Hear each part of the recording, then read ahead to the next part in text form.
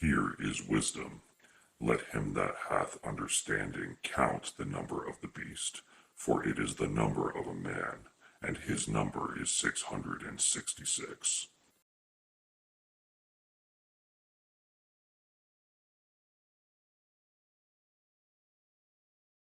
How's it going, guys? And welcome to my Omen review series, which I will be reviewing all five of the Omen films. More than likely, the Omen from 1976, which is the one I am holding in my hand, will be the best one compared to all the others, including the remake, which I believe came out in 2000. Yeah, it did come out in 2006. I remember the whole gimmick, June 6, 2006, with that one. But in comparison to all of them, I'm still pretty confident that this one is going to be the best entry. But with rewatching and binging the entire series, anything can happen and things can change. However, 1976, The Owner was released starring Gregory Peck and Lee Remick, and it pretty much solidified the creepy kid story when it comes to supernatural slash demonic horror. And nobody beats Damien in that creepy ass face of his, played iconically. I wonder if his name is back here. No, that's not him. It's not mentioned, unfortunately. Yeah. Regardless, he does a fine job, and I love the classic cover to The Omen as well. You have been warned. Warned? You have been warned. Yes, you have. But yeah, great film, pure 70s style, and extremely creepy and eerie in its delivery on pretty much absolutely everything. So we start with a man played by Gregory Peck. His name is Robert, and he's on his way to the hospital to meet his wife, who just delivered a baby. Unfortunately, this baby that she had delivered has been delivered dead. And during that exact hour, which the baby was supposed to be delivered on June 6th, and it's 6 a.m., 666. There was another baby born in the hospital at the same time from another woman, and this woman happened to die herself. However, the baby had survived. So when Robert gets to the hospital, the wife has no. She's not made aware that her child had died during birth, so she has no idea. And the doctors tell him that the child died at birth, his child with his wife. However, there is this child that was born at the exact second, pretty much, and the woman had died. So they are willing to, which this doesn't make any sense. They are willing to give this other child to this couple who lost their own, and he thinks it's a brilliant idea to just pretend that this new child is theirs and not let his wife know about it. The wife's name is Kathy, and just raise this child as if it was their own because apparently they were very similar in looking. And like I said, why the doctor would even suggest this, I have no clue. Why Robert would think it's a great idea, no clue whatsoever. But they do, and then we have a little bit of fast forwarding, in time, where the child grows up to be 5 years old, and then we continue the story 5 years later with this little boy Damien being raised by this new couple, which is supposed to be their child, and the poor wife has no idea that happened. And even the doctor mentions, on this night God has given you a child, which is extremely ironic because if you already know the story of the Omen, it is the incarnation of the devil, not a gift from God whatsoever. So this happens in Rome. The husband, Robert, ends up becoming the ambassador for something in Great Britain, or the ambassador for Great Britain, a political prime minister kind of situation going on. So they move there and they grow up there. And weird shit starts to happen with Damien, and any there's forces at play that begin to happen and come up in random situations. I really like this scene that involves a black dog at one of Damien's birthday parties, and this is one of the biggest scenes that really sets off the supernatural demonic entities that go on in the film. And it's a really, really great place to start. The thing about The Omen is it's loaded with specific scenes that'll be like 2 to 5 minutes that are really, really intense, and then it'll slow down with the pacing and the espionage and like going on with the storytelling, and then there'll be bits and pieces here and there that are just super intense. This birthday party is one of them. A lot of people complain about that with the film, claiming that it's boring and it's only good in certain parts and then everything else is just dragging and dragging. I don't necessarily agree. I think this film is actually really well paced. Now, if you're not a fan of 70s films in general, or you find the 70s era to be a little bit more boring and slow, then yeah, you're probably going to find this film pretty boring and slow, but you should know like what kind of taste you have going into it in the first place. In my opinion, I think it's paced perfectly, and yes, I absolutely do agree that there's certain scenes that are quick and intense and have a lot of things happening and are really, really creepy and eerie to say the least, and then it slows down here and there, but when it comes to the pacing, I think it's intelligently paced. The film also is just over an hour and 50 minutes, so 50, so just under 2 hours. Again, a lot of people don't like that length and would and claim that it should be just a little bit shorter, but it's no complaint of mine personally. But at this birthday party, there's this black dog, and there's a nanny at the party, and as soon as she stares into this black dog's eyes, there's this really creepy but subtle music that starts to play, and literally 10 seconds later, if that, you see this woman on the roof of the house basically calling out to Damien. She's like, Damien, Damien, look up here, Damien. It's all for you. And this is a classic scene. This is a spoiler review, but I'm pretty sure anybody who has heard of The Omen has at least heard of this scene. And then she jumps off with a noose around her head and crashes slow motion into the window. And there's another woman inside the room, so she's like freaking out, and it's just this slow motion like going through the glass scene, and it's really, really intense.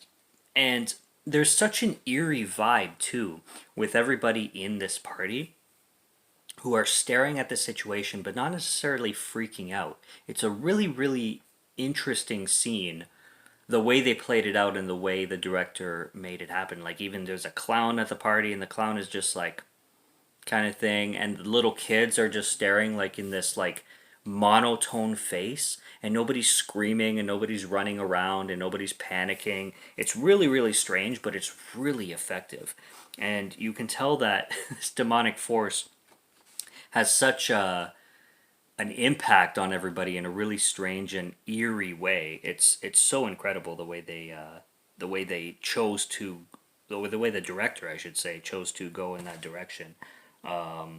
This is directed by Richard Donner. I'd have to look him up because, again, sometimes names sound familiar, but I would have to look up Richard Donner's filmography to know other things that he's done, although I've heard the name Richard Donner before. But we're introduced also to this priest, and the priest is always trying to get in touch with Richard, because the priest, later on in the film, it's explained that he's very in touch with this demonic presence, that like he believes in the devil incarnate coming to Earth at some point. And later on, it's revealed by this photographer that this priest, where he lived, he basically has his wall plastered in biblical pages, and even the windows are covered in biblical pages and all this stuff. And he's obsessed with the, not the second coming, but the incarnate of evil, basically, which is what Damien is. And just that plot alone, like if you're just gonna use that plot to make a story out of it, it's terrifying in its simplicity, because you're dealing with a kid and you're dealing with it's the devil incarnate, but it's still a child. Like he's human. he's it's almost like you could say it's beyond his control, which it is, because the child, when all this evil entity kind of stuff is happening, it's like he's possessed, but he's not actually a possessed child. He is the devil in child form. So it's really, really hard to wrap your head around this situation because as the film goes on, like everybody is like the priest and the people who believe in this evil, this actual legitimate evil, is pushing for the father Richard or Robert. I keep saying Richard. Sorry, Robert to murder this child. And at some point, there's this man named Carl who actually offers the father Robert daggers to use on the church altar to stab his child, which is not even his technically, stab him and eliminate the evil. But how the hell can you do that to a freaking 5-year-old? You know what I mean? So it just raises so many moral questions that way, and it gives you a lot to think about, and it adds to the eerie concepts and you know themes of the film. It's really good. When the priest comes to visit the father Robert at his work and claims that like he saw his mother, and then totally freaks Robert out because Robert thinks that his past is coming back, where his wife Kathy doesn't know that their son is not, she didn't birth the boy. Her actual boy died at childbirth and she has no idea. Again, it makes me question the morality of that whole situation because it's pretty fucked up. I love the second nanny, Mrs. Baylock. And the situation with her, it's really weird because, like, I don't know if she was evil from the beginning or if Damien turned her. Because even just her showing up, when she shows up, she just shows up, first of all, and the Robert and Kathy are confused because Robert thinks Kathy hired her, and then Kathy was like, "Oh, I thought you hired her," and they have this whole back and forth. And then they question her. They're like, "Who sent you?" And she's like, "Oh, well, I heard about the unfortunate circumstance with your previous nanny, the one who hung herself." And she's like, "They sent a replacement one, which is me." And then after that, she just starts acting so strange, but right from the get go, like there's no build up to it. She brings this giant black dog, which is the demon dog, you could say, into the house without asking permission from the owners of the house. She claims that Damien and the dog have such a good relationship, and she just starts to impose a lot in this very creepy manner in her facial expressions and her stares. It's just really, really, really effective. I love the iconic zoo scene in the zoo when they take Damien to go, for a day at the zoo, basically. And as soon as he goes to approach the giraffes just immediately turn the other way and book it. And then you have the crazy baboon scene where they're sensing the demonic presence from Damien and they're attacking the car and everything. Absolutely love Kathy's choice in in outfit when she wears this strange looking blue dress and this blue I don't even know some kind of headwear. I don't know what you would call it. It's not a hat, but she kind of like it's a wrap around her head kind of thing, and it matches the color of her dress.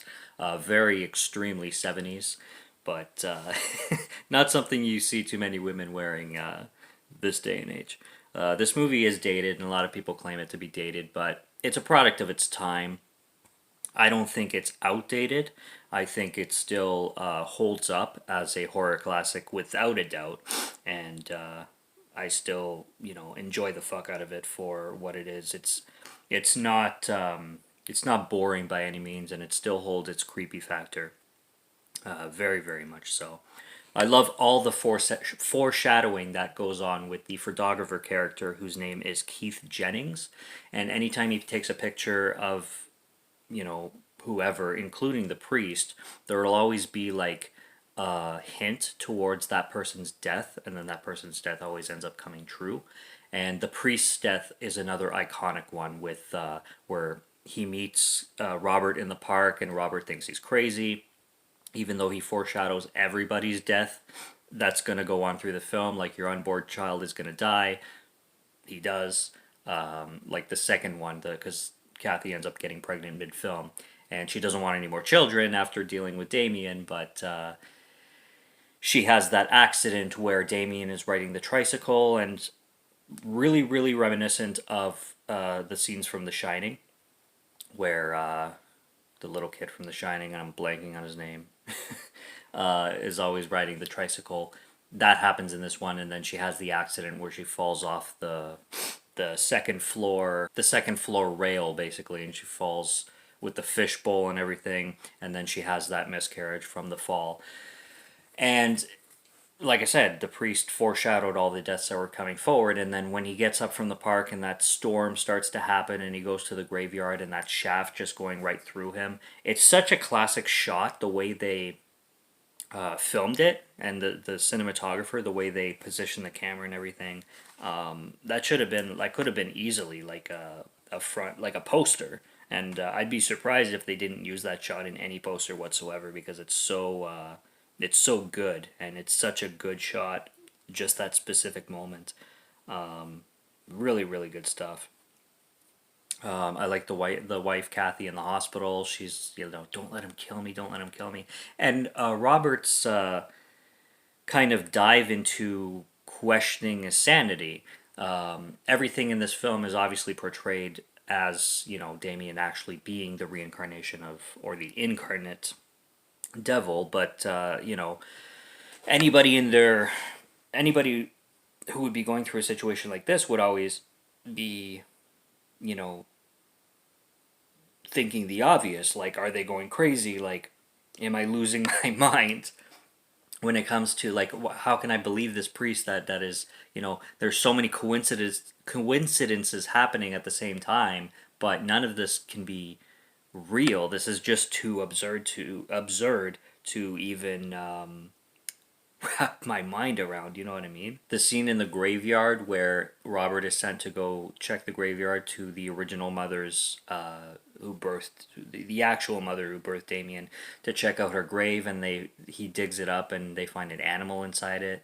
And then in the child's grave they find, like, the skeleton of a child, so he starts to question whether the whole thing was set up, and their child actually wasn't miscarried but actually murdered, and that raises, like, a fuck ton of other questions in that circumstance. And right up to, the final, the climax, you could say, where Robert starts to battle with Mrs. Baylock, who completely goes batshit insane at that point, and him as well, because he's really made that confirmation that he's gonna, kill Damien. At first, of course, he throws the daggers, and which leads to probably the best kill in the film, is when Keith Jennings, the photographer's death, with that glass pane that comes from the back of the truck and just annihilates his neck, and his head is just flipping and flipping. The practical effect that the filmmakers used on that scene is absolutely brilliant. I loved it. Best kill in the film for sure, probably in the franchise.